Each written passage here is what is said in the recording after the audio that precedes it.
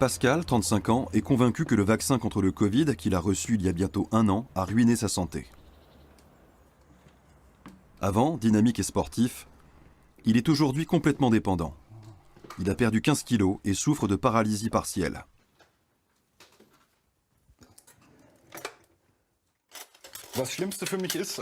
Le plus pénible pour moi, c'est au niveau des mains. Dit comme ça peut paraître brutal, mais il est plus facile de se passer de ses jambes que de ses mains. J'en suis arrivé à un point où je trouve accessoire de pouvoir me déplacer. Je pense qu'on peut vivre correctement en fauteuil roulant. En revanche, on a besoin de ses mains tout le temps. Sans elles, on est perdu. Quand on veut se préparer quelque chose à manger, on a besoin de ses mains et de ses bras. Dieu merci, je n'ai aucun problème sensoriel. Je perçois encore tout. Mon gros souci, c'est que mes mains ne font pas ce que je voudrais qu'elles fassent. Elles ne réagissent pas comme mon cerveau le leur demande. Par exemple, je veux ouvrir cette plaquette de beurre.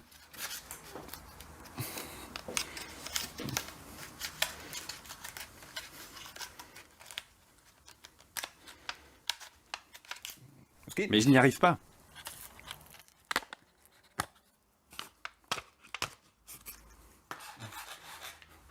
Et là, encore un obstacle.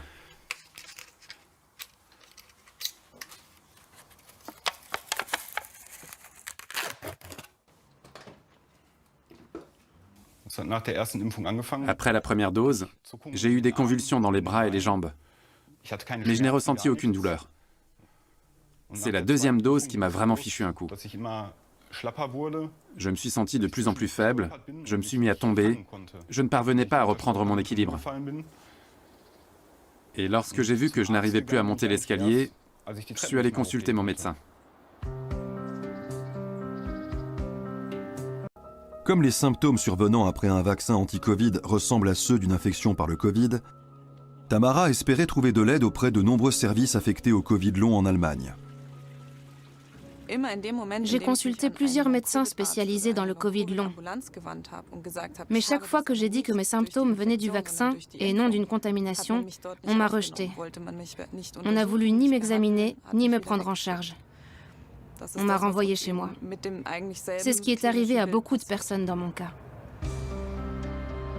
Depuis le début de la pandémie, plus de 12,4 milliards de doses de vaccins contre le Covid ont été administrées dans le monde, dont 186 millions rien qu'en Allemagne. Si l'écrasante majorité des personnes vaccinées n'ont eu aucun problème, certains ont souffert de graves symptômes. Pascal espère arriver à obtenir un rendez-vous avec le professeur Bernhard Schiffer au service post-vaccination de la clinique universitaire de Marbourg. Mais il est sur liste d'attente avec 6500 autres personnes souffrant de symptômes post-vaccinaux. Le professeur Schiffer fait partie des premiers médecins qui ont alerté sur ce problème il y a 1 an.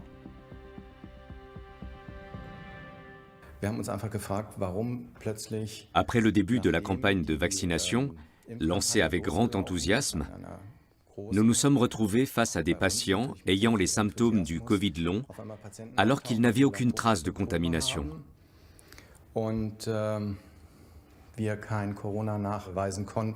Il s'agissait de personnes jeunes, principalement des femmes, mais relativement peu nombreuses par rapport à la masse des malades du Covid long. Nous nous sommes alors demandé d'où venait ce phénomène. 6 heures après avoir été vaccinée, j'ai eu très mal au cœur. J'ai eu l'impression de faire une crise cardiaque. Je me suis demandé ce qui m'arrivait. Je ne comprenais pas. Et j'ai mis du temps avant d'arriver enfin ici. Ça fait 8 mois que j'attends ce rendez-vous. Le professeur Schiffer et son équipe, des biologistes et des médecins, isolent certaines protéines du sang des patients pour comprendre comment elles évoluent après le traitement médicamenteux. Ils espèrent ainsi comprendre pourquoi, dans de rares cas, le vaccin déclenche un processus inflammatoire. Mais les recherches n'en sont qu'à leur début.